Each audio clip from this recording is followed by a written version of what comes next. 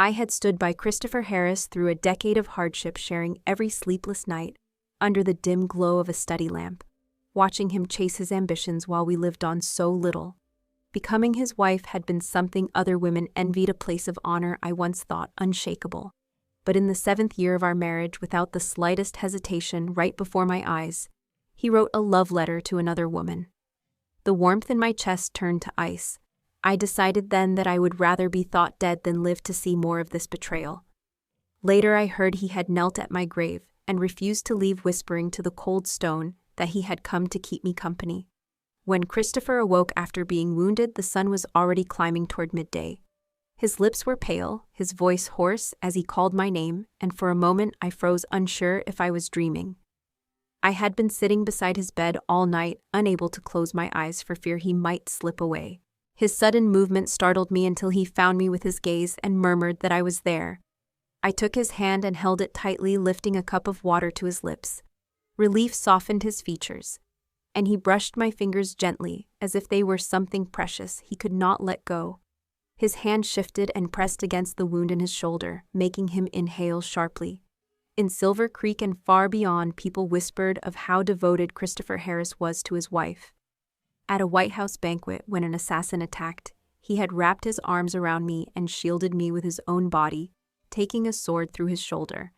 The Secret Service rushed him away for treatment, but he lay unconscious for a full day and night. Only late last evening had he opened his eyes, and even now his gaze was rimmed in red, as if the memory still haunted him. His voice trembled with fear as he said he had truly been terrified. Terrified that he could not protect me. The sting in my nose gave way to tears I could not stop. I took a handkerchief embroidered with a pair of swans and wiped his cheeks, but before I could speak, my own tears fell faster. Yes, Christopher had always treated me well. To the world he was a stern and distant man, but before me he was endlessly tender. He had promised me his life without my asking, a promise he had kept for years, living with integrity, and placing me above all else. In danger, he had never hesitated to put his life in front of mine. So when he asked why I cried, reaching awkwardly to wipe my tears despite the pain in his shoulder, my heart ached even more. For the man who loved me so deeply was also the man who secretly kept another woman.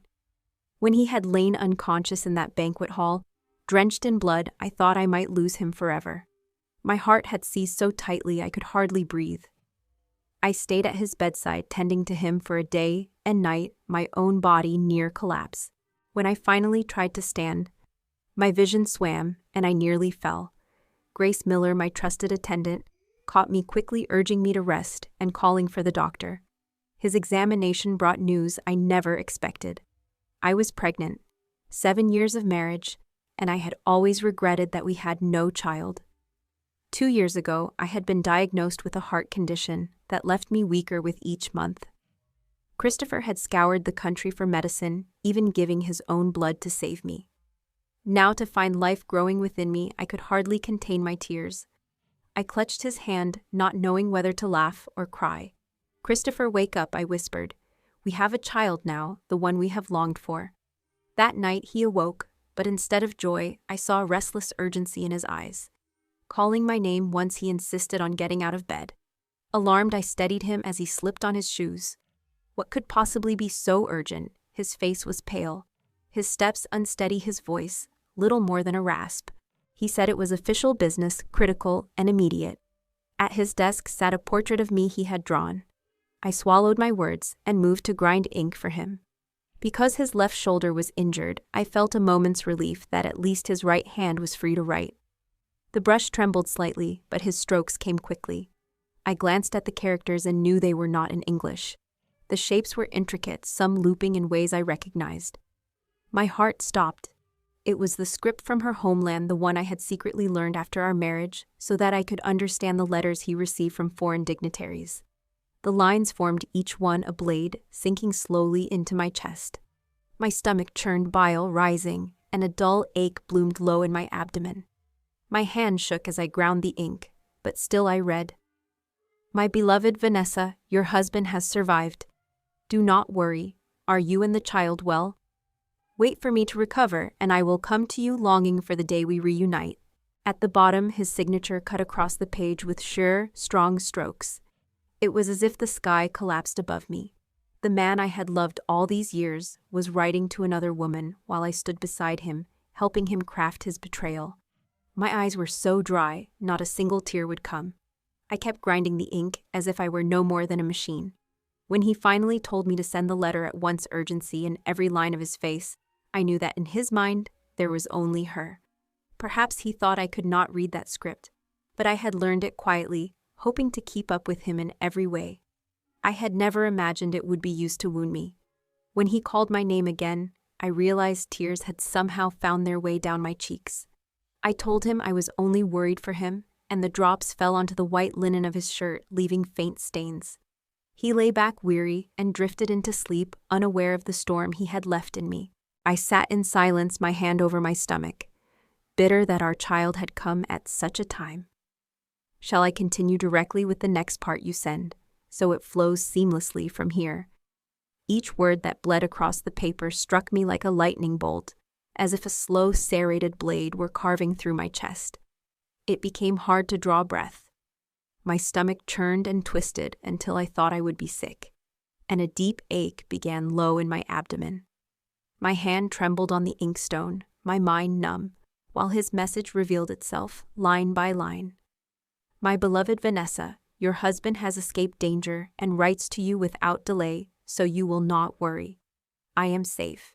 Is the child in your belly well? Do not trouble yourself with thoughts of me. When I recover, I will come to you longing for the day we are reunited. At the bottom, his signature slashed confidently across the page. It felt as though the world caved in around me. The man I had cherished all these years was writing to another woman while I stood beside him grinding the ink for his betrayal. It was absurd, laughable, even if laughter had not been so far from me. My eyes were so dry, they refused to weep. I continued my work mechanically, every movement as empty as my heart. When Christopher told me to send the letter at once, his urgency was for her alone. Perhaps he assumed I could not read that foreign script, but he never knew that after our marriage I had quietly studied it, afraid of falling behind him. I had learned it to stand beside him, not to have it turned against me in this way. His voice broke through my daze, asking if something was wrong. Only then did I notice my cheeks wet with tears. I told him I was merely worried for him, and the drops fell onto his white shirt, leaving faint gray blooms in the fabric. He lay back down, exhaustion tugging him into sleep, and I remained there in silence, my palm resting over the child within me, bitter that this life had come at such a time. Christopher had once been the boy next door, my childhood friend, the one who had promised to grow old with me. Our houses had shared a fence in Silver Creek, and back then he had been nothing but a poor, solitary student, after losing both parents. Before my own father passed, he entrusted me to Christopher. He helped me bury my father, and from then on, we leaned on each other. To keep him focused on his studies, I climbed the hills each day to gather herbs and sold them at the market, returning home at night to sew under the dim light while he pored over his books. He would often urge me to stop working, but I could not. Instead, he would pull the lamp closer to my side so the light would reach my stitches. When he had time, he sold his calligraphy and paintings on Main Street, or did odd jobs for wealthier families to ease my burden. One winter illness pinned me to bed. Christopher braved a blizzard to climb into the hills and returned hours later with a wild pheasant. The scent of roasting meat filled our tiny home, though he never mentioned the cut on his hand from the hunt. Another year after seeing every other young woman in town with hair ornaments, he spent a month copying books for William Thompson's son to buy me a simple silver hairpin. When the state exams drew near, I prayed for him at the old church and told him that if he passed, he must come back to Silver Creek in a fine carriage and take me away. He promised to carve me a hairpin from the finest jade. I smiled at his words, telling myself not to believe such promises too deeply. But when he left for the capital, a hollow ache opened inside me. The days waiting for news were the hardest I had ever known, but he returned triumphant first on the list. Riding through Washington on a tall, proud stallion, he looked every inch the rising statesman. Young women on the sidewalks blushed as he passed, tossing him little gifts and silk pouches.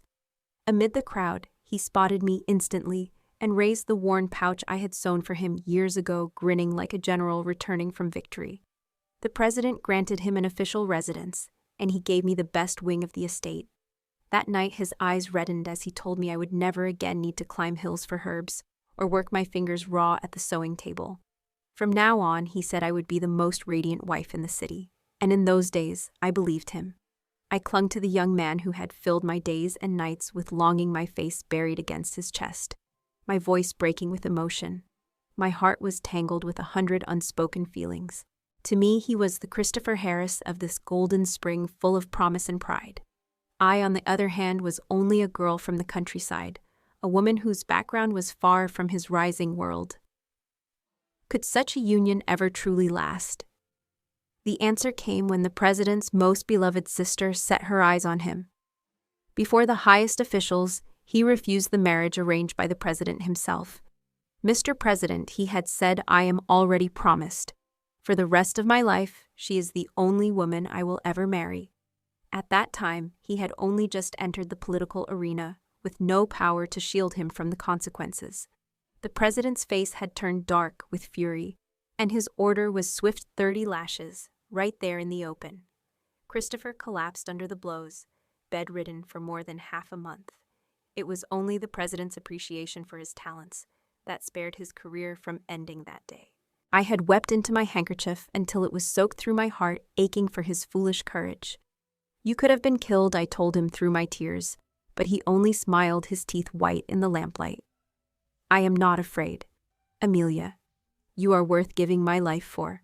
Without you, I would have no joy left in this world." So I cast aside all doubt and married him. Just as he promised, our wedding was grand, the kind people would speak of for years, with 8 flower-covered carriages carrying me to his home. He chose the finest jade and carved it himself into a hairpin, warmed to the touch, a treasure I wore close to my heart. After the ceremony, he guided me gently in the ways of his new world, careful in every word and gesture. He attended no banquets unless duty required it. And when it did, he came home the moment his obligations ended. His brilliance carried him upward quickly, and in only a few years, he reached a high-ranking position. Even without a child, he never sought a mistress. I became the woman every wife in Washington seemed to envy, and those years felt like the most beautiful of my life. But beauty can be a dream easily broken. Affection fades, and a heart can change more swiftly than the seasons. As soon as he could walk again after his injury, Christopher left the house in haste. I knew exactly where he was going, though. Knowing did nothing to dull the pain. When my carriage turned onto a narrow cobblestone lane, I saw his carriage already there in the distance, the crest of our estate glinting in the light. The fragile hope I had been clinging to dissolved in an instant. Grace Miller helped me down, then went to knock on the door while I waited, forcing myself to stand tall. My thoughts spun chaotically, leaving me drained. When the door finally opened, I walked straight into the courtyard. There he stood wearing the shirt I had sewn for him, cradling a beautiful woman in his arms. Her stomach was rounded, heavy with child. Around his waist hung a brand-new silk pouch. He gazed at her with warmth, speaking to her with a smile I had not seen directed at me in months. They looked for all the world like a husband and wife deeply in love. The heart that had once raced at the sight of him now turned to ash. What I saw could not be denied.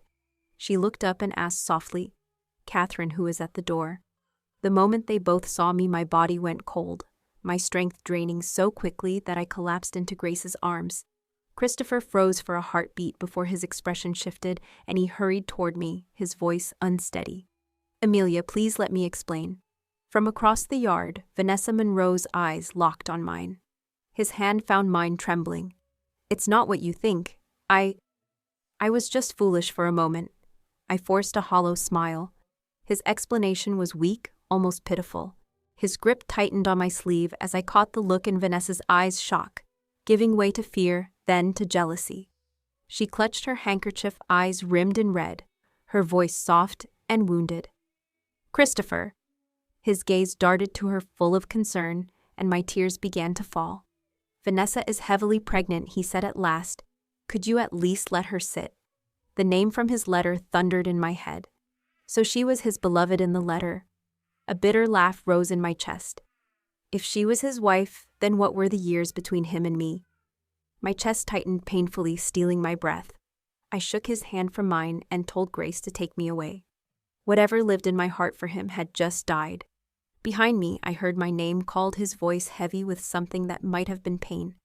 In that moment, Vanessa sank to her knees and began crawling toward me. Tears slipped silently down her cheeks, her eyes red and wet as she wrapped her arms around my legs and whispered in a voice trembling with false humility, "Madam, everything is my fault. Please do not be angry with Christopher." My stomach turned at the sound of her using that name so tenderly.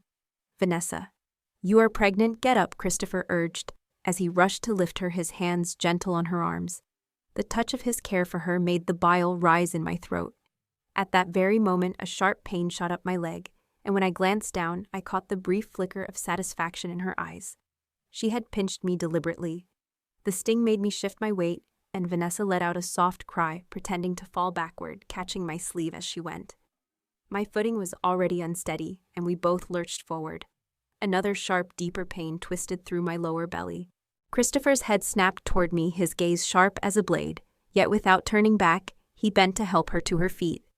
"Christopher Harris, I am pregnant," I said, through the pain, my hand gripping my stomach.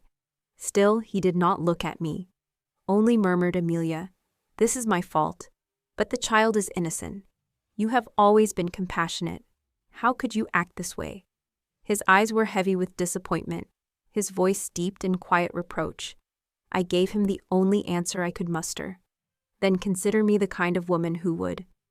Grace Miller helped me up under Vanessa's smug gaze. Christopher looked as if he might speak again, but the words never came. I turned away without another glance, stepping toward the door. I knew if I looked back even once, disgust would consume me. I decided then that when my child was born, safely, I would end this marriage. Back at the estate, Grace summoned the physician. His brows furrowed as he examined me, his fingers cool against my wrist. "Madam, you have disturbed the child's stability," he said gravely. "I will prescribe something to protect the pregnancy. Take it on time.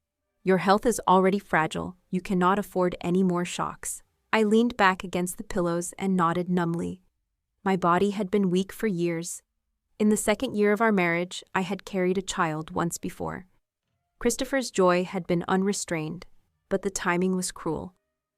He had been ensnared in political traps, accused and imprisoned by his enemies. I had braved snow and wind, begging for help anywhere I could find it, until I was forced to turn to the president's sister, the same woman whose proposal Christopher had once refused. By then she was married, but the key to his release lay in her husband's hands.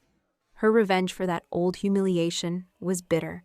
She scattered sesame seeds into the snow, telling me that because of me, Christopher would live, but my child would not survive. The cold seeped into my body, and with it went my strength. Christopher had held me then, his eyes red, swearing, "Amelia, never again will I let you suffer like this." In the years that followed, even though I could not conceive again, he had remained by my side. Now my hand went instinctively to my belly, but there was no comfort in the gesture. The dull ache there reminded me that the man who had once cherished me above all else no longer existed. The Christopher of our younger days was gone forever. When he returned that evening, he stood in the doorway for a long time without speaking. At last his voice came so rough I barely recognized it.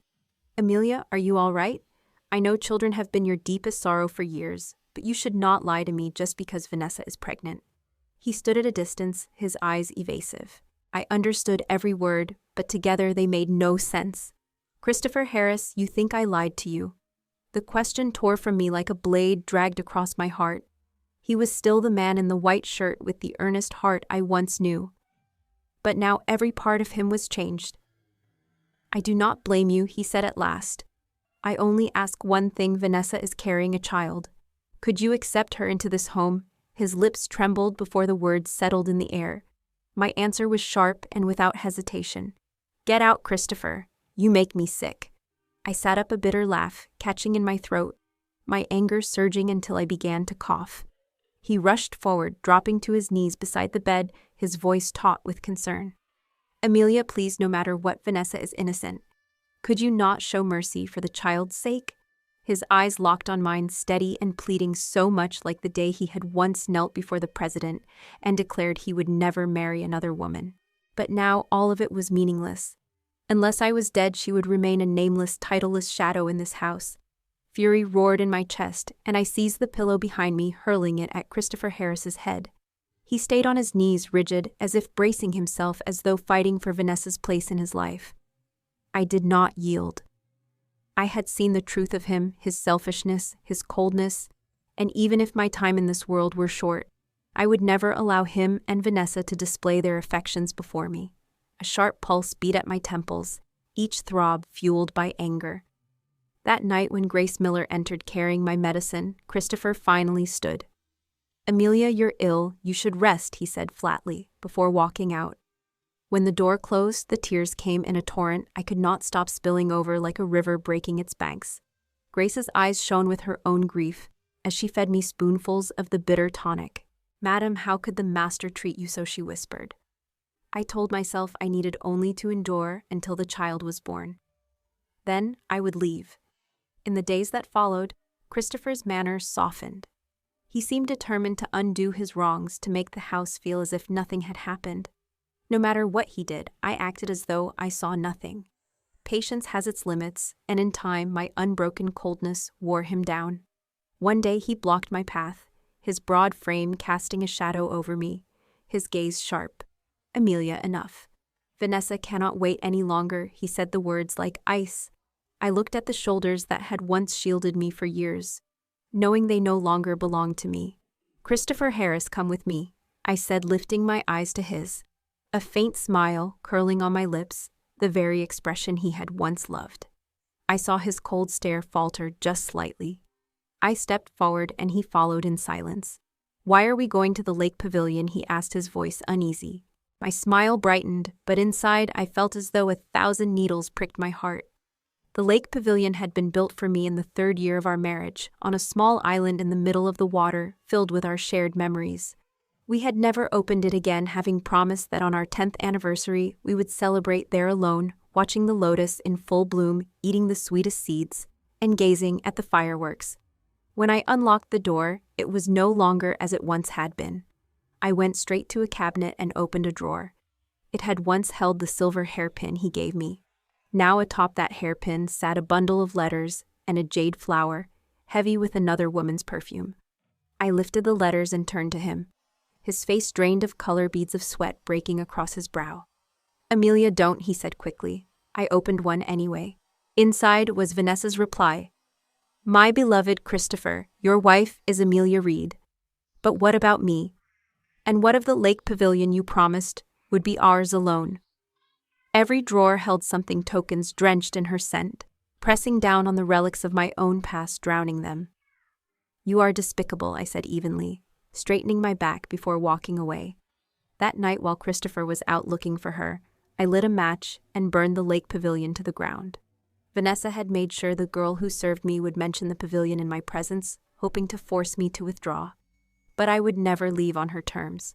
When Christopher returned, the air was still thick with smoke, the ashes of our memories drifting across the water. He stormed into my room, his eyes red with rage. "Amelia, how could you? How could you burn the lake pavilion?" His voice carried the pain of a man who believed he had lost something irreplaceable. "My heart is dead. Why keep things that mean nothing now?" The pavilion was already tainted. I met his eyes without flinching. It was like striking him physically. His body sagged into a chair, all fight gone. Rumors spread through the capital that I was a jealous wife, that for 7 years I had borne no child and had forbidden my husband from taking a concubine. They whispered that I kept him from heirs out of spite. By then I no longer cared. My departure was only a matter of time. One afternoon after I finished my bitter medicine, Christopher burst into the room, fury blazing in his eyes. "Amelia Reed." My name fell from his mouth for the first time in years, without the warmth it once held. The taste of the tonic still burned in my throat, making me reckless. My words came sharp, without care for politeness.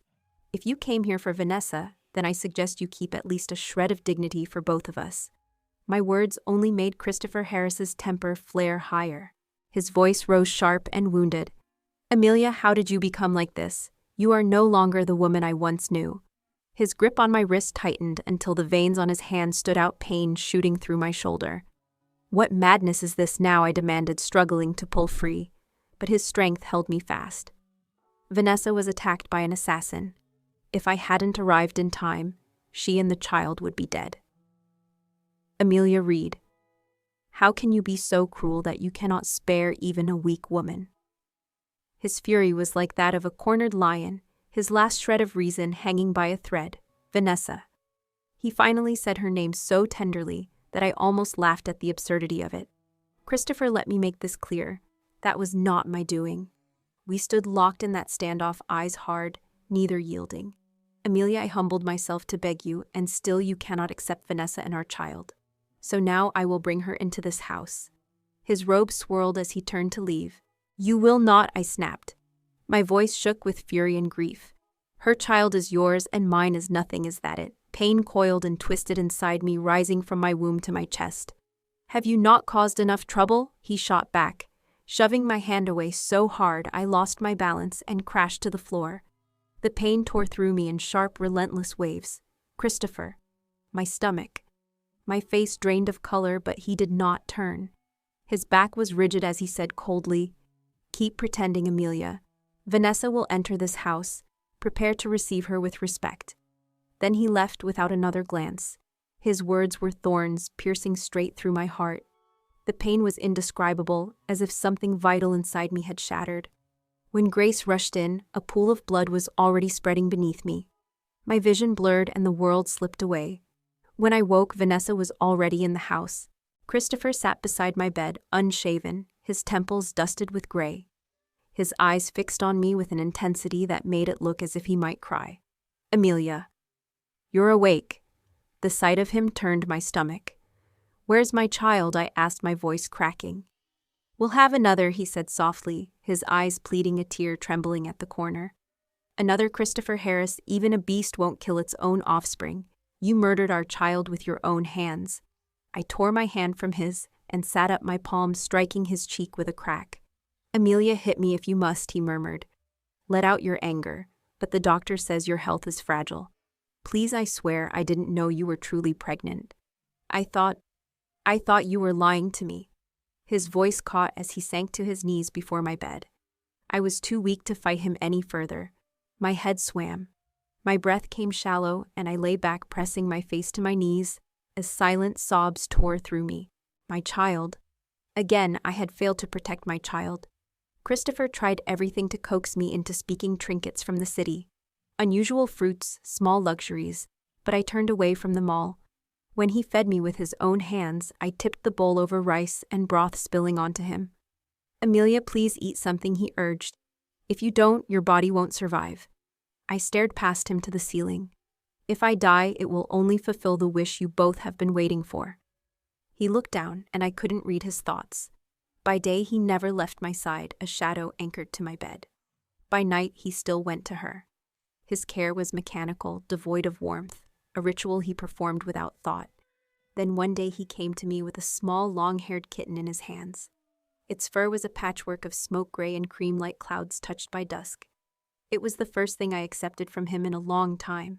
The kitten curled against me, tiny and warm, its sweet purr melting something in my chest. I named it Hoan Hoan. It batted at the ball of yarn I gave it, tilting its head in playful curiosity. With Hoan Hoan beside me, my strength began to return. Even so, I avoided Christopher, and he made no mention of giving Vanessa the formal status of concubine. Time passed quietly. When I felt well enough, I told Grace to pack my things. But before I could leave the Harris estate, Christopher found me. His eyes burned, his breath unsteady, as he cornered me against the wall. Amelia, do you truly want to leave me so badly? Please just wait a little longer. Things are not as you think. I could hear the strain in Christopher Harris's voice, the desperation woven between each word. But my own voice was hoarse, sharp as glass. With you beside me, Christopher, I only ever want to die. His control over me was absolute. He kept me locked within the Harris estate, the walls closing in like a prison. I had no freedom, no escape, only the small comfort of Hoan Hoan's warm little body curling against me at night. But even that meager comfort was taken. One day, Hoan Hoan vanished. I searched the courtyards until my legs shook, calling for him until my throat burned. He was nowhere. While searching, I came across Vanessa. Her belly was full and heavy, nearly ready to bring forth a child. She approached with that faint smirk that always made my skin crawl. I stared at her coldly. She tilted her head in mock sweetness, her voice dripping poison. "Sister, are you looking for something? Perhaps I can help." "You are no sister of mine. Get out of my way." A sinking dread began to coil in my chest. "Juan Juan," I muttered, "I have to find Juan Juan." She blocked my path with deliberate slowness. "Oh, I nearly forgot," she said lightly. "Since you recently lost your child, I wondered, has your health improved?" Her smile was soft, but her eyes glinted with malice. "What do you want to say?" I asked, my anger rising like a storm tide. "You didn't know. When you lost your baby, Christopher was right beside me. He even admired the little tiger hat I made for the child." She leaned closer, her voice dropping into a poisonous whisper. "That assassination attempt, I staged it myself. Yet Christopher still refused to believe you." Her laugh was a quiet, cruel thing. "Carrying a child whose father might not even be known. And still you act like the lady of this house." "Vanessa," I hissed, "I simply won't lower myself to compete with you. If you want Christopher Harris, take him." I turned to leave, but her voice followed like a dagger. "Don't bother looking for that filthy animal. I took care of it. The doctor said with me expecting the estate can't have such unclean creatures."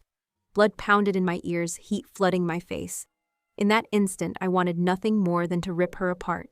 My palm connected hard with her cheek, the sound sharp in the still air. "You will never meet a good end," I said, through clenched teeth, my rage burning white-hot. I seized her hair, yanking hard, striking her again and again without mercy. She screamed and struggled, but I had been raised in the countryside, my strength forged by labor she could never match. Christopher's voice cut through the chaos. "Stop, Amelia, what are you doing?" He pried me away from her, but my words tumbled out broken and bitter. "My child is gone. Juan Juan is gone." My voice cracked into something unrecognizable, dissolving into despair. Vanessa was taken back to her quarters. Later, when Christopher and I found Juan Juan, his tiny body lay hidden behind the ornamental rockery, his fur matted with blood. He was already cold and stiff. "Christopher, let us separate," I said, my voice hollow. The image of Juan Juan's playful eyes haunted me. As I held his lifeless body, my soul reduced to ash. Even the last thread binding me to this place had been cut. Christopher's eyes were heavy with grief, but I could no longer look at him. I buried Juan Juan beneath the old magnolia tree, my hands trembling as I covered him with earth. I swore I would avenge him no matter the cost. If my body failed and death came for me, it would be a release. It was then I uncovered Vanessa's secret words she let slip in a careless moment. Words that told me she wanted Christopher dead. I understood her meaning all too well, and with it came a strange gnawing certainty that all of this had been part of a larger design. The realization left me cold and powerless. I returned to my quarters, pushing aside thoughts of what she planned for him. It no longer mattered. Christopher began visiting me daily again, his care painstaking, his voice soft, as if the past could be undone. But my body was failing. Since losing the baby, my health had only worsened. I poured each prescribed bowl of medicine into the flower pot when no one was looking, letting the bitter liquid soak into the soil instead of my veins. The coughing fits came more often now, each one leaving me weaker. That afternoon, as I lay on the small bed, a sudden spasm racked my chest. I coughed until the taste of iron filled my mouth, and then blood poured forth in a hot rush. Christopher's voice rang out in alarm. He was at my side in an instant, hands shaking as he wiped the blood from my lips. Panic etched into every line of his face. Christopher's hands trembled, as if the weight of the world rested in them. "Amelia, why? Why is this happening? Call the doctor now." His voice cracked, and I could see the panic flooding his reddened eyes. My eyelids felt unbearably heavy, aching to close, but the fear of never opening them again kept me fighting. In that fleeting moment before darkness claimed me, memories of us, once tender, now jagged, flashed before my eyes, and I forced them open. "Christopher." "I want to go home," I whispered, a tear sliding from the corner of my eye. His brows furrowed. "This is your home. With me here, you'll always be safe." His voice was tight with fear, as though he believed I might slip away right there in his arms. "No." I want to go back to Silver Creek, I rasped. That place, it belongs to Amelia Reed and Christopher Harris, not to titles or names. His breath caught, and then he nodded. All right, we'll go to Silver Creek. His voice broke over my name, and his tears soaked into the fabric at my shoulder. I wanted to pull away from him, but I had no strength left.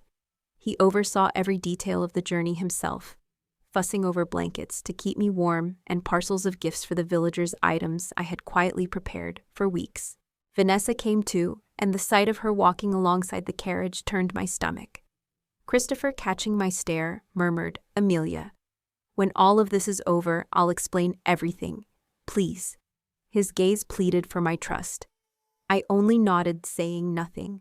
In truth, nothing he could say would matter anymore. Deep down, I knew this would be the last time I saw Silver Creek. The road stretched long under the muted light of autumn, the scenery cloaked in the melancholy of falling leaves. Christopher urged the horses forward, but held them back for my sake. That night, as I lay in the small room prepared for me, the sound of clashing steel shattered the quiet. I knew that voice outside it was Vanessa's. Moments later, Christopher burst in his face, taut with urgency. "Amelia, you have to leave. Now. There are assassins." Outside, chaos reigned. Two forces battled fiercely, one in strange foreign garb, the other in deep gold armor I recognized instantly. They were the Emperor's men, the same ones who had once saved us during a palace banquet. My lips curved in a faint smile. Everything was happening exactly as I had foreseen. Vanessa wasn't just Vanessa, she was the Princess of Namara, a kingdom destroyed years ago but still smoldering in the shadows, its surviving faction determined to reclaim what was lost. Christopher had discovered her secret years earlier when searching for medicine for me. He had reported to the president in secret, accepting a covert mission win her trust, dismantle her forces from within, and draw them into a trap. But Vanessa was not so easily ensnared. Now as I turned, I saw her locked in combat. Her belly flat, her pregnancy had been an illusion crafted with deadly precision. She spotted Christopher, and in her eyes burned not only cruelty but jealousy and hate. Her sword swung toward him. I moved without thought, stepping into her path. Pain exploded through me as steel met flesh, and the world narrowed to the sound of Christopher shouting my name. The guards surged forward, forcing her back, but she retreated with a glance that promised unfinished vengeance. Blood seeped through my gown as I collapsed into his arms. His tears fell hot against my face. "Hold on, Amelia, please. Don't you dare leave me." His voice was ragged, and for the first time in a long time, I saw raw fear in his eyes.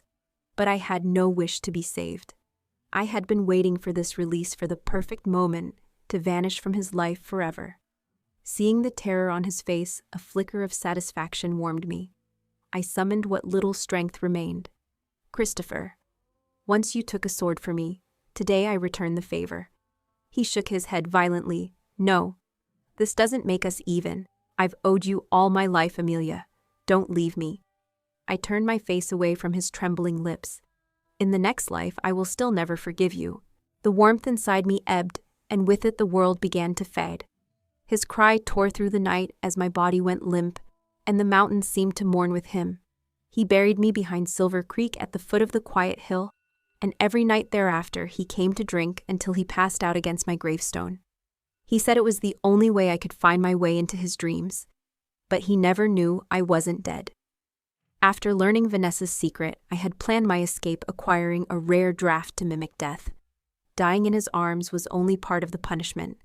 I left him to a lifetime of regret, and when I returned in disguise to visit my own grave, he didn't recognize me. Instead, he spoke as if confessing to a stranger. "You don't know. After Amelia lost the baby, I regretted everything. She grew distant, and I was terrified. Once Vanessa was in the estate, I hardly cared for her. I stayed with Amelia whenever I could. I betrayed her, and I thought that if I finished this mission, earned a higher rank, I could finally give her the life she deserved. But now she's gone. No title, no punishment for Vanessa, none of it matters. I killed her. I deserve every hell there is." His voice cracked, and he clung to the gravestone as if it could answer him. I stared at him, feeling nothing but bitter amusement. So it had always been about ambition, about the climb toward power, dressed in the excuse of loving me. Now he was the esteemed Mr. Harris, respected by all, but he would never again be the Christopher Harris who had once been mine. Between us lay a chasm that could never be crossed. I turned to leave, his sobs echoing in the snow-laden air. "Amelia," I heard him call, "I'll come to you." Snow began to fall heavier, and later I heard whispers in the village, how Christopher Harris had frozen to death at my grave, his body bent in eternal vigil. But that, like him, no longer had anything to do with me.